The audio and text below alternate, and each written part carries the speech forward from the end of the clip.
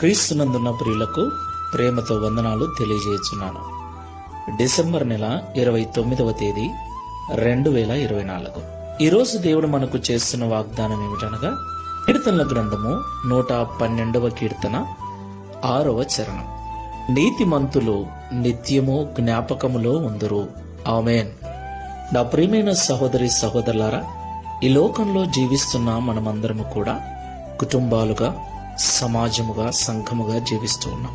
కుటుంబంగా జీవిస్తున్న మనకు ఎన్నో అవసరాలు, ఎన్నో అక్కరలు.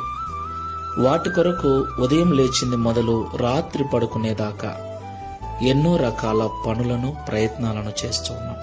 ప్రియులారా, మన అక్కరలో, మన అవసరతలలో, మన పనులలో, మన ప్రయాణాలలో దేవుడు మనలను జ్ఞాపకం చేసుకోవాలి అంటే మనము నీతిమంతులమై ఉండాలి. దేవుడు జ్ఞాపకం చేసుకుంటే ఏమవుతుంది?